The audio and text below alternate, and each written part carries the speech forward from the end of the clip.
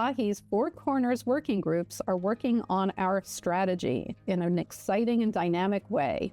We're here today to find out about the Narrative Working Group and what it's been up to. I'm here with Chris Mullett, president of Garrett County Community Action Committee in Maryland. They are focused on working to achieve economic and social mobility for low-income people in the region. My first question for Chris is, what inspired you to join the Narrative Working Group? I love narrative. I love stories. I think that where sometimes data can fall flat and cause people to glaze over with their eyes, I think that narrative brings people alive. You can tell the story of one changed family and move people in ways that a million statistics never would. So on a personal note, might I ask, what have you learned so far from being a part of this group? Have there been any learnings that you might be able to share with others? What I've learned is that there are more stories than just my story and my agency's story. And so when we sit around the table with 4 or 5 different agencies and their leaders, what I'm hearing is a broader perspective that's going to help us to narrow that down to being one cohesive narrative. But what I've really learned is that we need more people at that table.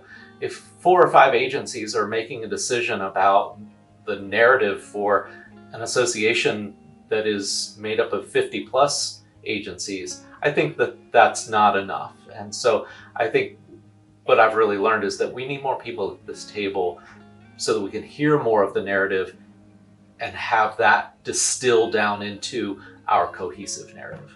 That's wonderful. It sounds like an open invitation for FAHI members to still join. So the group is still open to accepting more members to join. Absolutely. We would love to see new people. That's great, Chris. I know that you're a big reader, and you've previously shared with me how reading a book helped you to sort of connect to the notion of the importance of narrative. Do you mind sharing that story again?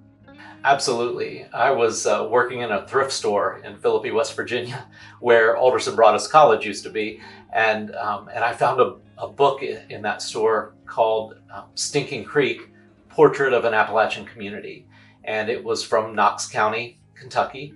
The book was written in 1967 by a journalist who just went to this little place in Knox County near Barberville and began to interview families. He just lived among them, walked up and down the hollers, learned every family on that creek and its tributaries, and told their stories. And he didn't really have an agenda from my reading of the book.